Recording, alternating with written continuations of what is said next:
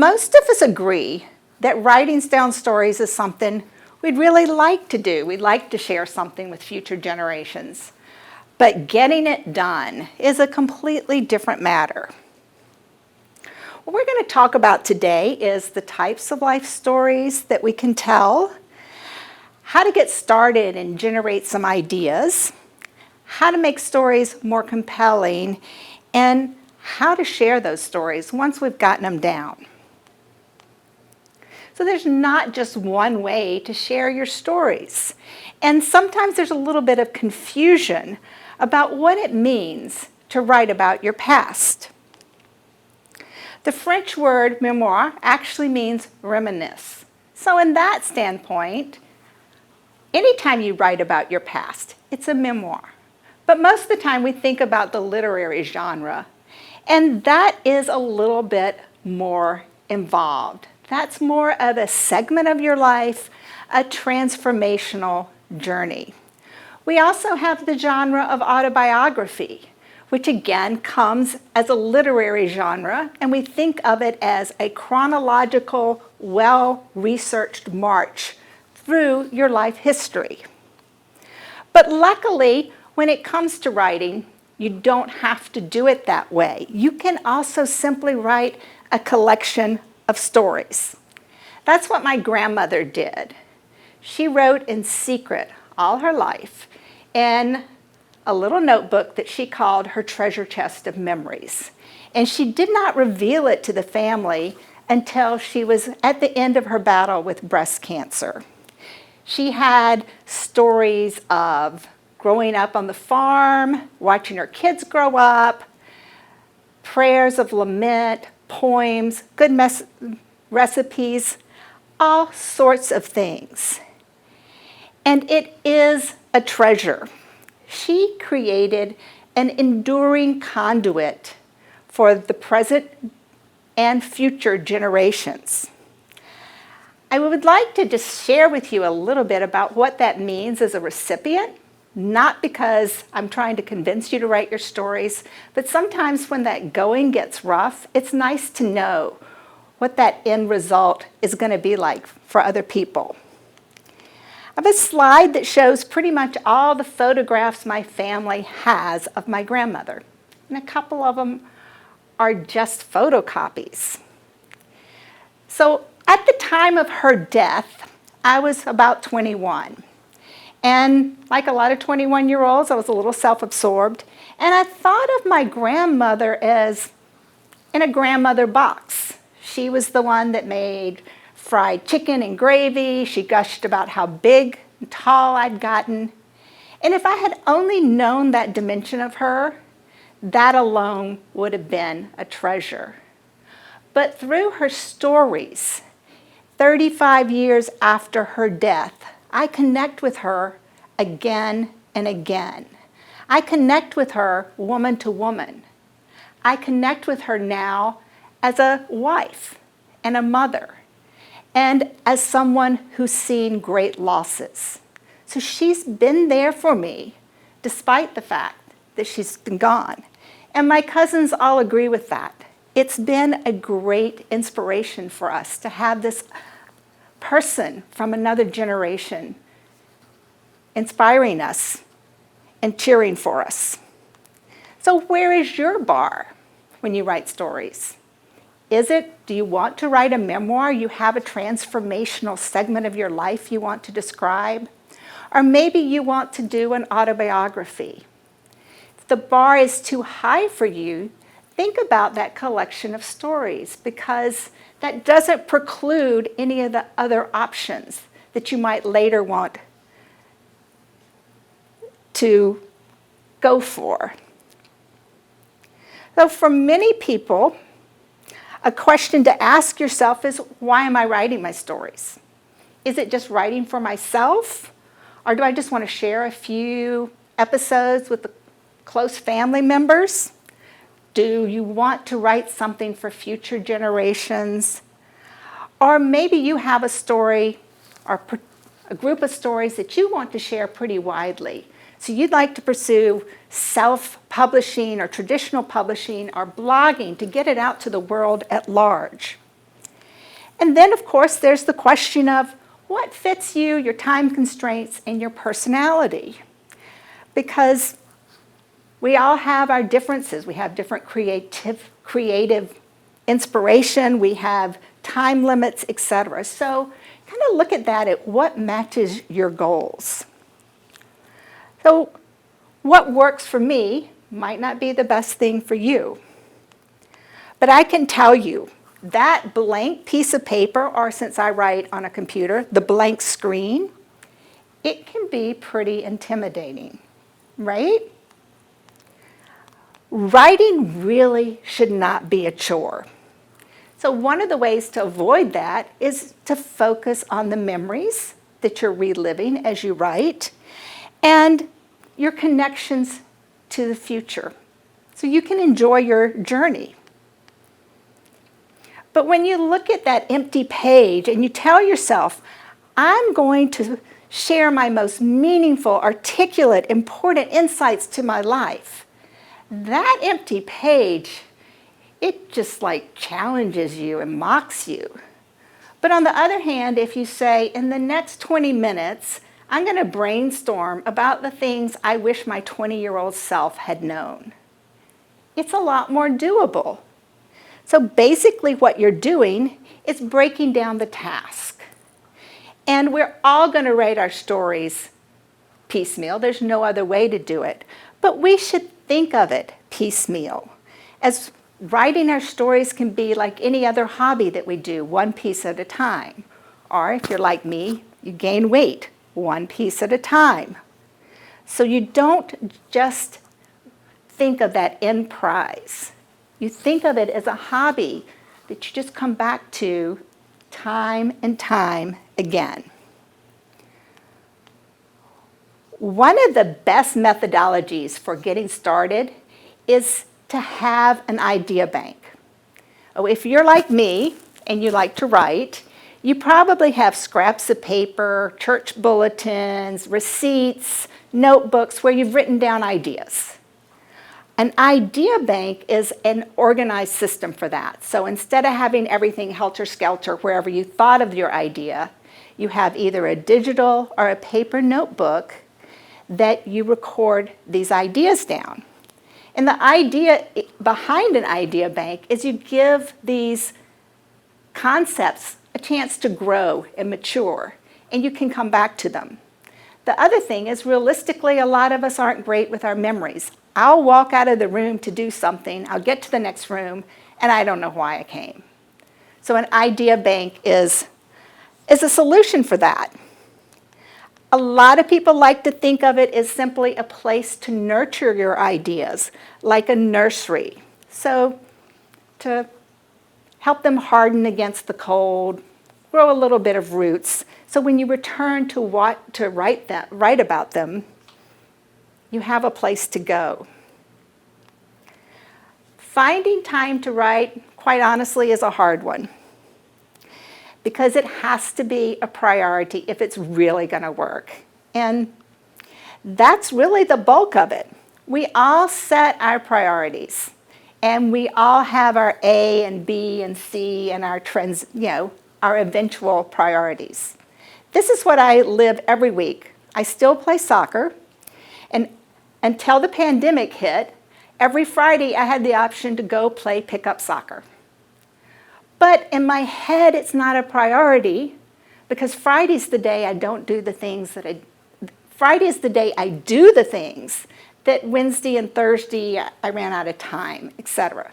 So in the last 2 years, I have never once made it to pick up soccer, even though I'd really kind of like to. But it's not a priority. And the other thing we need to do is to be realistic about our abilities and our lifestyle. And perhaps my goal of playing soccer wasn't realistic. So if you're not a morning person, telling yourself you're going to get up at 5 a.m. every day to write isn't realistic. You'll set yourself up to fail. Or if you have teens or young children coming into your household around 3:30 every day, that's not the time that you set yourself up thinking, I'll write in the afternoon. So perhaps doing it a couple of days a week might be a better goal for some people, Every day might work for others. So you have to be realistic. But the flip side of that is you reward yourself when you do write. Give yourself a treat, and it doesn't have to be food, although I absolutely love chocolate as a reward. It can be a walk outside, just doing something you love, sitting down to read a book that's not your own writing. I happen to have a pond on my property, and I love going outside and just looking at the toads and the frogs and the turtles, and it just refreshes me. So sometimes I tell myself another hour and a half, you can go outside. So the best thing that I've ever done with keeping my writing going is to have writing buddies or a critique group, because then you have some exterior accountability. And the other great thing is one person's stories brings about another person's stories. One story begets another. So if you have a writing buddy or a writing group through the library, that can be great to keep you on track. Of course, all of us, even people who write for a living, have to turn off the inner critic to get your writing done. Even Stephen King, with all the books he's written, as a coach, he says, you have to give yourself permission to write utter crap. Only he doesn't say crap. But it's true. A lot of times once we get the things flowing onto paper, they'll clean up really well when we go back and edit. So let's look at some ideas on how we can spark creativity and develop some stories that we want to write about. A great idea is to go through scrapbooks and photo albums and to look at old movies. I did this recently when I digitized some my mother's old 8mm films. And I saw myself as a little girl playing with my sister. I remembered things that I had totally forgotten. And then while you do it, you can look closely for context. When you look at those pictures, there might be things in your past, such as shortwave radios, for example, that aren't commonly known today. So that's kind of a story, how things happened. Also, your pictures may have some emotional context. I have a picture of myself and my dad in the late 80s in front of the Berlin Wall, while there was still an East Berlin. So for me, the context is I was studying abroad, and my dad came to Germany. We went on a trip. We explored East Berlin together, and it was just this great father-daughter few days together doing something totally different than anything else we'd ever done. So look for those emotional cues as well as contextual information in the photos. It also, even if you're writing only your own stories, it never hurts to interview relatives because they might have pieces that are gaps in your own memory. They might be able to fill in the backstories of why things happened the way they did. I've even heard of people sending out questionnaires to their relatives. What really happened on this date? Also, if you think about your future readers, what do you think they're going to want to know about your life? You can go both ways, what you'd like to tell them, but also as they're going through what they go through, what wisdom could you offer them, or what do you think they might find really interesting about the way you used to live? I one time saw in a hardware store, a man was wearing a Pearl Harbor hat. And the young clerk asked him, "Did you serve?" And he said, "Yes." And they started talking about how he heard about the bombing and that the kids had all been downtown in front of a store listening to the radio. And the young clerk said, "Radio? Why didn't you just watch TV?" The man had to explain, we didn't have TV, not in our homes. So they found things out as a community by going to the town center and listening to the radio. There are definitely some tips to maximize your recall when you're trying to think about the episodes of your past. And some of it has to do with how the brain stores memories. We like to think of it as almost like a computer drive, that this memory is here and that memory is there, but that's not how the brain works. The brain, when we're making memories or recording memories or storing them, the brain breaks it up into little snippets of sensory memories, emotional memories, etc., and they're encoded together all over the brain. So when we have a memory that has lots of sensory context, there's triggers in different places in our brain. So, for instance, if you had a horseback riding experience in your past, you're going to have the memories of the sounds of the horses themselves, the creaking of the saddle, if the wind was blowing. Those are all individual memories that are encoded together.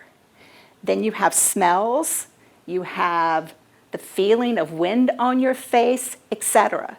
So the more sensory cues that are related to your story in the past, the greater our ability to recall it will be. And that's why sometimes you walk somewhere and you have a smell that hits you, and it's like something from the past, and memories come rushing back. So this has actually been studied widely since the early 60s. But even further back than that, back in 1879, scientists already knew that we remember emotional situations much more than we remember just the everyday things. And that's why we'll remember a family reunion at a beach with sun and sand and surf and joy with all our family members. And we won't remember that rainy day that we stayed inside and read a book. So the takeaway for that is, if you're trying to remember things from the past, if you're reminiscing, tune into your senses as you do it. If you have the opportunity to go back to a place or go to a similar place, that can really help. You may have been raised on a farm and that farm doesn't exist, but going to a farm and hearing the sounds and smelling the smells of a farm can actually help enhance your memory. And then again, if you think about the memories that matter to you in the past, that emotional connection will help you remember. Brainstorming is a great tool for enhancing your memory and sparking creativity. But one thing we really need to stress when you do that, the brainstorming process is meant just to get things out of your cerebral cortex onto paper. So it's not a time for correct spelling, punctuation, good handwriting, or any of those things. If you're more spontaneous, if you write by hand, brainstorm by hand. If you do better digitally on a computer, do it that way. But the big thing is to be spontaneous and not edit yourself. One of the things I really love is taking brainstorming one step further into mind maps. If you're not familiar with mind maps, they're visual thinking tools that are really kind of like brainstorms on steroids. And usually what they are is a central thought with different trunks with related ideas. There's one that I've prepared to show you that I was remembering the stories related to my parents' deaths. And so I started that thing as my center thought. And then all the little offshoots are stories that I could write about, little related ideas. And then sometimes I find, well, there's a theme between three of them, and you can draw more and more lines. So the same thing goes with mind maps as brainstorming. If you'd like to use a program, the one I made was through a program called wisemapping.com. That's great. If you do better doing it by hand, like I do it by hand. I even love colored pens because it helps me separate my ideas from each other. However you brainstorm, The thing to remember is wait and review your ideas later. So just get your thoughts out, and the time for editing and cleaning out and saying, yeah, that's a bad idea, or this is a good one, is later. Give it some time to develop. Some other ideas on getting started, besides just doing it, which really isn't a bad idea, is you can use a fill-in book. There's all sorts of books that you can buy, Grandma's Memories, My Memories for My Grandchildren, and whether you're a grandparent or not, you can use them. My book, I recommend, get started, obviously, but the library's filled with different books on how to get started writing your stories. And a lot of libraries will also have writing groups, and there are online groups like the National Memoir Association that you can join. You can join Facebook groups, and they'll help you get started on writing your stories.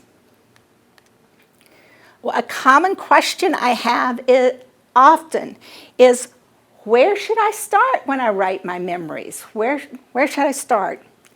And really, there's no wrong answer. But one of the good ways to do it, if you're just starting, is write what comes easiest to you. Because if it comes easy to you, you'll write with passion, and you won't struggle for the details. And writing is like playing the violin. The more you practice, the better you're going to get. Nobody ever says, I'm not getting that violin out of the closet until I can play it good. You have to write to get better. But then a lot of people want to write about things they're afraid they're going to lose their memories of, or maybe it's a shared memory with a loved one that is losing theirs. And another great way is to write about the things that matter most to you. Maybe there was some part of your life that you really want to share. You were a witness to history, you served in the military. There's a big segment of your life story that you want to share. Likewise, the question of whether to use an outline is really up to your personality. There's a lot of people that I think of as serial processors. Intellectually, they go from point A to point B to point C. They're very methodical. And those people thrive with a structure. Other writers are more what we call seat-of-the-pantsers. And they might need a little structure, but they're going to need a lot of flexibility. William Zinsser was a writing coach, one of the best ones ever. And one of the things he recommends is start writing every day for 2 months, print out everything, and lay it on the floor, and see what themes emerge. And let your writing itself kind of guide you into what your structure is going to be. We all want our stories to be more compelling. But what does that mean? What makes a story compelling? Is it the narrator? Is it a character that is perfect? Or is it extraordinary experiences? Or maybe it's completely ordinary experiences. Is it extraordinary achievements? What is it? Well, I, for one, believe one of the strongest things that you can do to make your stories compelling is to connect with readers. And that means putting a little bit of yourself on the page. So you write with passion, and you make yourself vulnerable a little bit. And I've seen this done. I've seen people say, I'm going to tell you about this event you've all heard about before. But I have a different take on it. This is the way I saw that happen. And they put themselves very much as part of the stories. And another thing that helps make stories compelling is sensory details. We talked about that with memories, but sensory details are important to digest information. Marketers have caught on to that in a big way. A lot of your commercials and things are very sensory. And that's because studies show that when we hear sensory information as opposed to other text, Our brains fire as if we're having that experience, so they stay with us much more.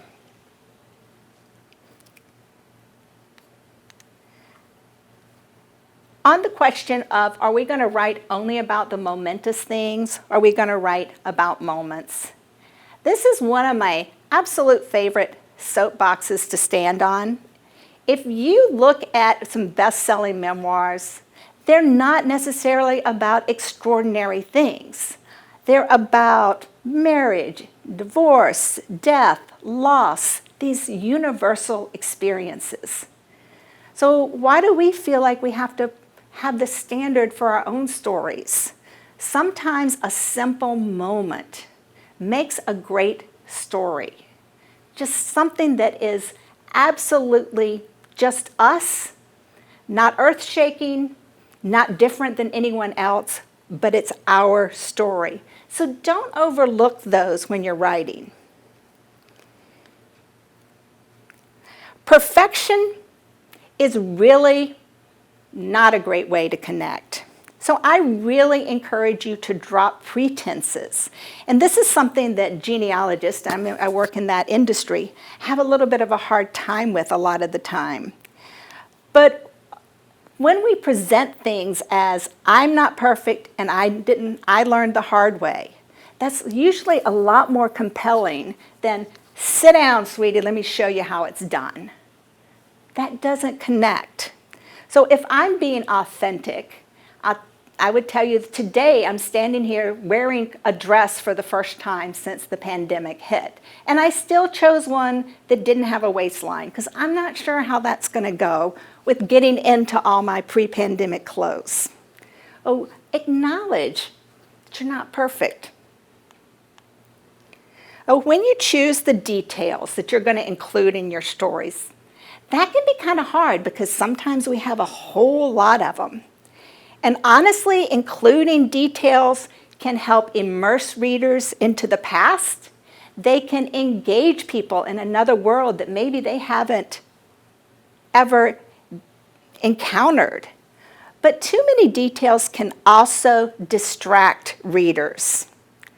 So as you're editing and as you're going through, after you've written your first draft, think about, are my details in this story bringing the story alive? Are the readers going to be like Charlie Brown in the old Charles Schulz's cartoons? You know, when the teacher would talk and go wonk, wonk, wonk, wonk, wonk? Because we don't want that. We don't want the wonks. So think about that, because maybe if you're writing something about the past that needs a lot of information, like military aircraft or whatever, you might want to include some of that in an appendix or a sidebar so your story can really flow with the important elements of what happened. All the things that we include so far as details are concerned, though, should give readers an orientation, a reference point, either economically or historically or emotionally. Where did this happen to me in my part of the life? Because that really impacts the way readers will digest a story. So we should provide readers with that emotional setting about ourselves and the rest of the family. One of my writing coaches once told me something that has never left me. He criticized something I'd written. He says, you know, Laura, you can lead a horse to water, but you need to give him credit for having the sense to drink.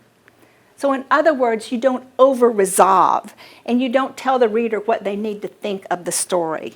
You leave a little room for the reader's imaginations. And remember, readers that are invested in a story are open to more details. So if you do want to tell a whole segment of your life, if you get them with the first story, they're going to want to read more and more. And that's really what a lot of fiction writers do with a literary device you call the hook. One of Lee Child's, who's a popular writer, a thriller writer. He starts one of his books with, his first line in the whole book is, "The man had 6 minutes left to live." And then he goes through in excruciating detail of describing all elements of the scene. But the thing is, because he's told us that man has only 6 minutes to live, he's kind of told us it's going to be worth the wait. You keep reading this, it might seem boring now, but it's going to be worth the wait. So we can copy that. We can have hooks, maybe not that dramatic, and they don't have to be long. But we tell our readers what's in it for them, for sticking with the story. For example, we could say, "I never thought the man who taught me not to lie would become a wanted man." Or maybe I would start a story about my grandmother and say, "My grandmother taught me a lot of lessons, even after she died." You could also simply start a conversation with a reader. I'm trying to think of who the author is, but one of the authors started a story with, "This happened," more or less. Or you can begin with a quote or a universal statement. A reminder that I love to give people is, remember, you don't necessarily have to start at the very beginning or stay in chronological order in your stories. Now, it can be confusing if you have backflash to backflash and you're always going back and forth, but especially if we're doing a collection of stories, you don't have to start at the very beginning, because usually the journey out of the birth canal is not the most exciting part of your life, usually.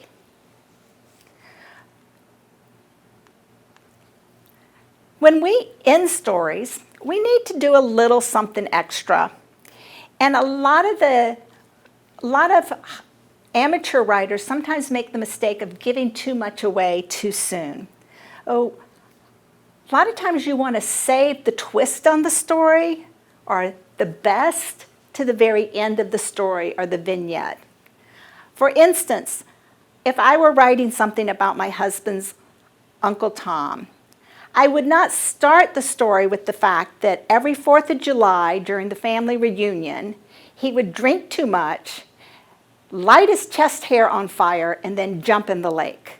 Because that's the thing the story is probably going to want to end at. Unless the whole point of my story is to ponder what made him do that. So normally, you want to save things like that to the end. Another thing you can do is at the end you can have a takeaway or an understanding that you've gained from the story, from the experience, or a question to ponder. What was it about family reunions that made Uncle Tom drink so much?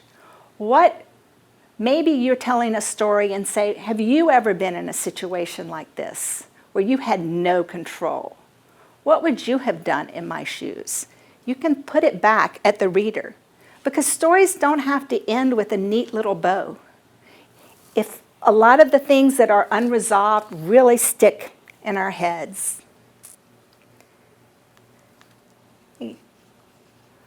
What not to share is a huge obstacle for a lot of writers, because it's burning in the back of our minds.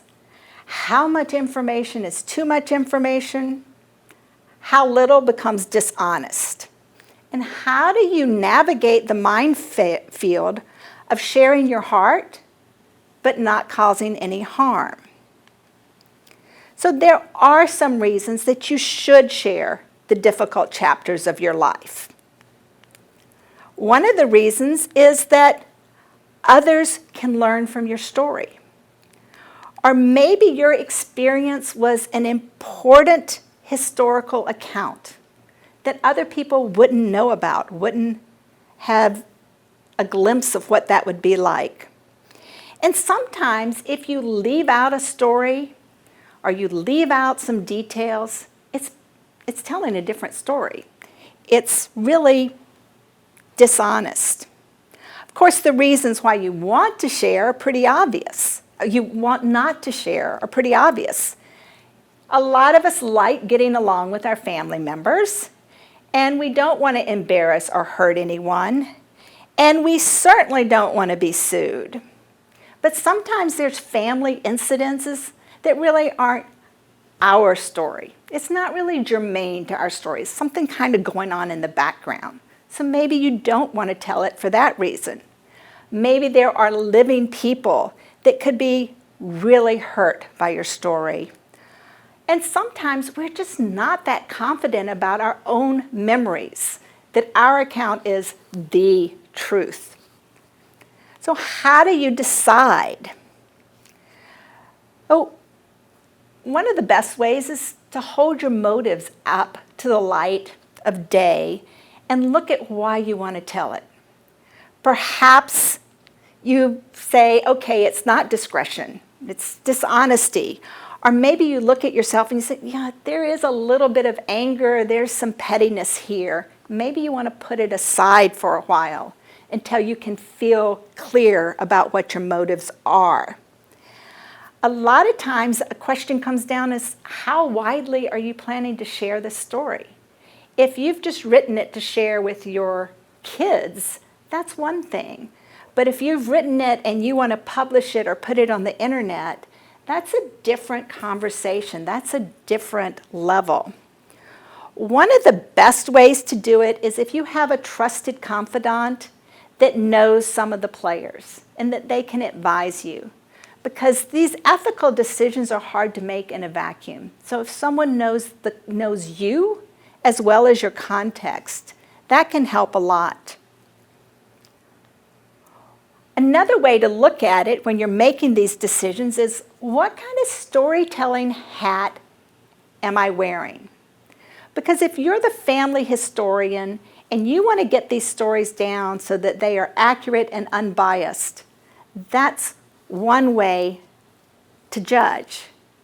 But maybe you're the advocate. For instance, my mother wrote about her grandmother, and my grandmother was subjected to neglect and abandonment as a child. My mom was a social worker. She made no bones about being unbiased. She was an advocate writing the story of what had happened to her mother. So that's a different standpoint on whether you're going to share details. Okay, in our remaining minutes, I wanted to look at what we're going to do with the finished project. And on the slide, I have a reference, a link for an article on my blog that goes into these in more detail. But once you've written your stories, one way to package them and share them is simply print them on your home printer or go to a print shop and just print them. My mom did this with my grandmother's stories after she transcribed my grandmother's handwriting that no one but my mother could read.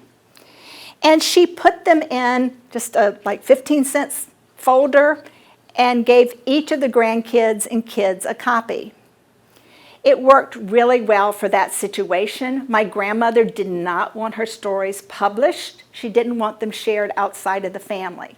So that kind of print and share worked great. Today you might want to do that by sharing it on a disk or a thumb drive or something so everyone has a copy. So there's nothing wrong with that. However, there are publishing houses and print houses that will print for a fee. And you can hire them to typeset and print your books. You can even do Shutterfly, add your own pictures, etc. So, and then you have the print run and you're responsible for paying for it and for distributing it. So self-publishing is similar because anyone can go to Amazon and upload a story, a book that they've written and share it. That formatting is a bit of a pain, but there are also companies that will do that for you as well. The main difference with that one is, especially through Amazon, but some of their competitors as well, is they do print on demand. So once you've uploaded all your materials, people that want to have a copy, they order it through the vendor, Amazon. Amazon, or whoever it is responsible for the distribution, and the buyer is responsible for paying for it. So they pay the publishing cost. No one's running 500 books that you're going to have to store in your garage and hope nothing leaks on it. All that is taken care of. If your idea is to go worldwide, have a huge audience, and if you're a serious writer, you can pursue the traditional publishing route. And what that entails is normally you query agents. And once you have an agent tries to sell these books to the big publishing houses. There are smaller houses that you can query directly. Well, that's a great way to go. Sometimes it's a hard route, but a lot of people do really well with it. Final thing that a lot of people don't think about, but it's how I started, is you can have a blog. I started that way and just shared stories piecemeal. I had it password protected so only my family could see it, and I knew they were okay with everything I was sharing. And then I went the traditional publishing route. So blogging is a legitimate option for people. So this is the end of my presentation. I'm going to show my contact information at the end. My email address is very simply my name, laura@laurahedgecock.com, and I welcome questions. So I hope this encourages you, and you will sit down and at least try writing some of your stories and getting down a few episodes of the past. So good luck.